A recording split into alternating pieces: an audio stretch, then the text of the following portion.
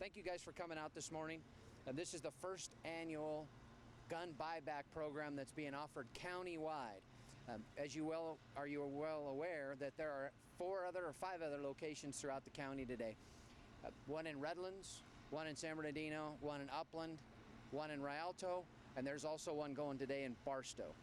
This is just one of the 6 locations today.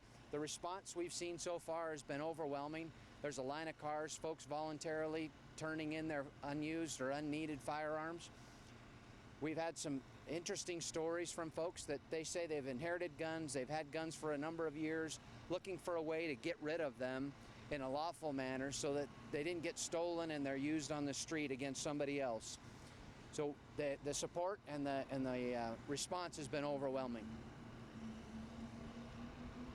And how did the idea come about to do it? I talked to the lieutenant about this a little bit. I know it's been done previously in other counties, and the stations do it on a station level, but how did it come about that you were going to start doing this countywide? The police chiefs, the 10 police chiefs in the county, as well as myself, meet monthly.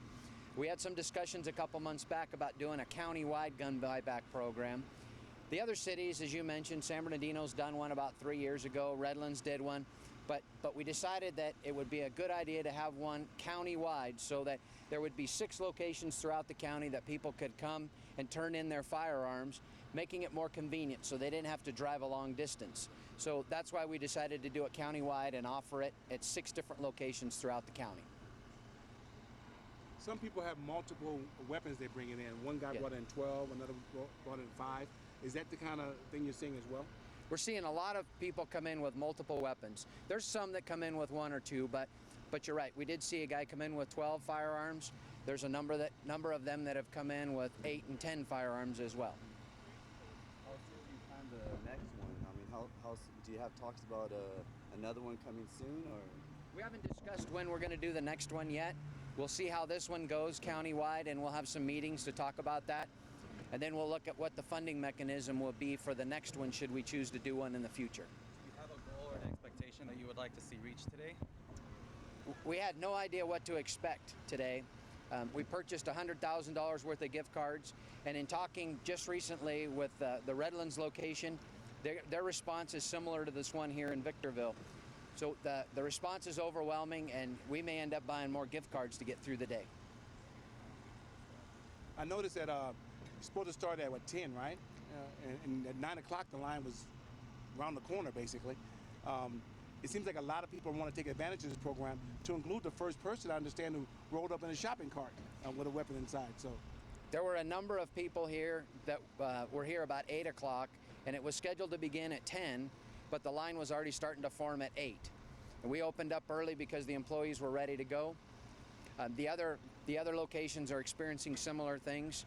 It's just now after 10 o'clock, and all of them are already participating in the program. And as I mentioned, Redlands has already given out nearly 100 gift cards, and it's just a little after 10. Jody had actually commented a little bit about where the guns go once you guys collect them. Can you elaborate on that? What happens with the guns once you guys collect them all? Sure. All the firearms will be run through the stolen firearm system to make sure that they're not stolen. If any of them are stolen, they'll be returned to their rightful owners. If they're not stolen, they will ultimately be melted down at Temco in Fontana. That company will work with us and melt them from all 6 locations, and then the guns will be turned into reinforcement bar that'll be used in construction projects throughout the county through their Project Isaiah program. So using a steel from that could be perceived as a negative and change it into a positive for the community. Absolutely. Construction projects throughout the county. Where's the funding from for this? The funding for the gift cards initially was through the Prop 30 Safe Streets Act, the initiative that was passed by the voters. There was an allocation of money given to the cities to deal with the effects of AB 109 and realignment. The police chiefs in this county voted to delegate or designate $100,000 to this program countywide.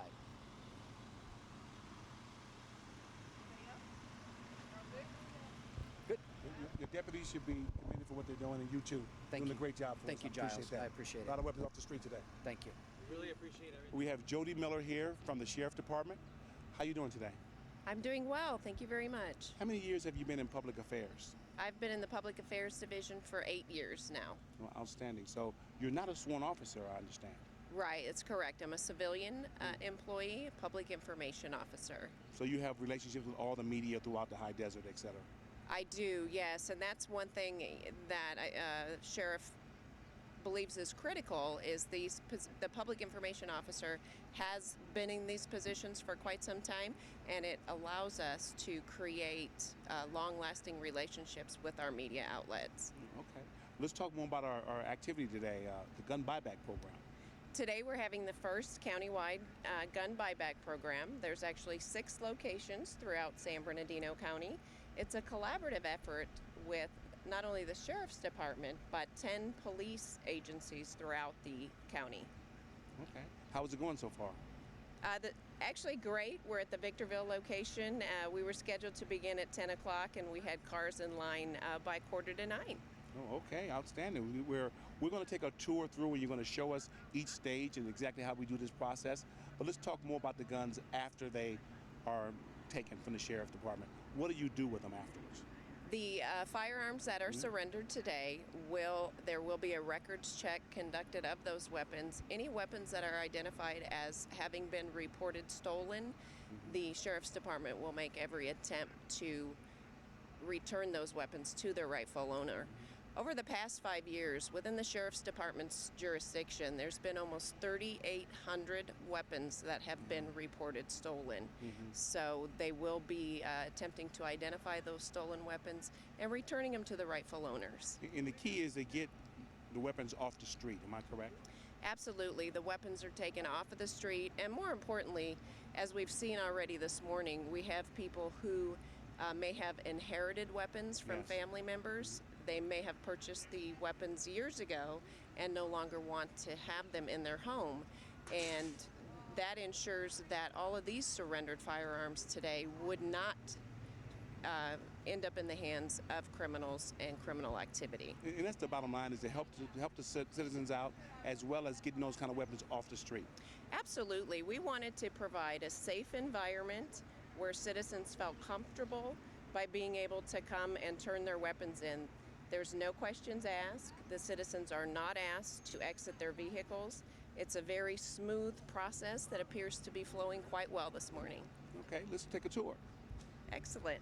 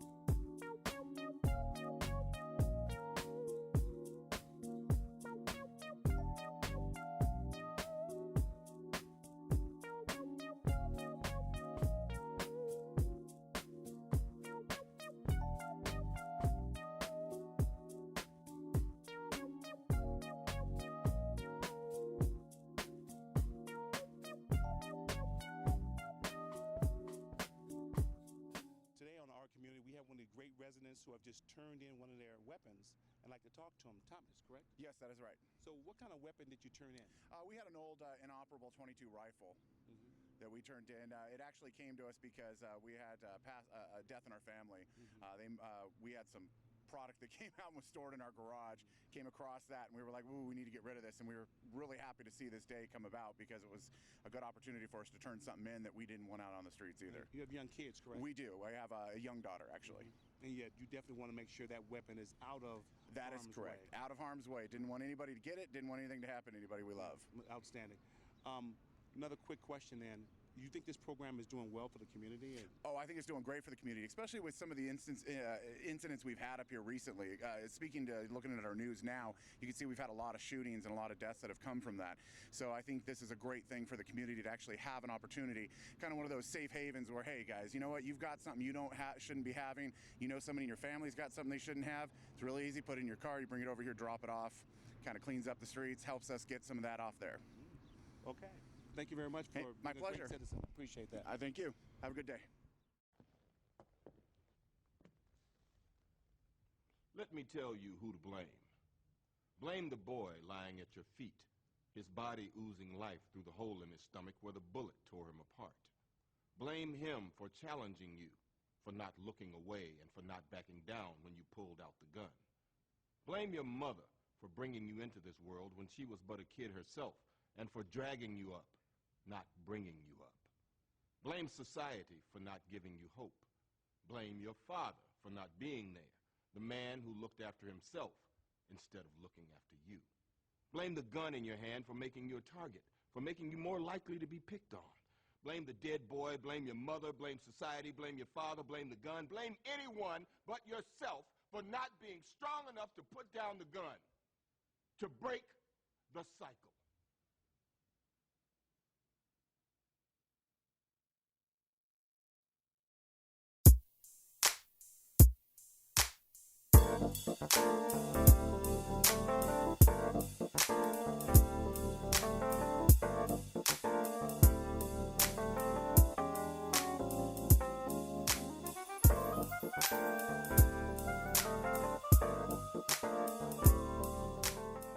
Functioning 100 for the handgun, 100 for the rifle, and then we're getting some assault rifles that are older and not considered antiques yet.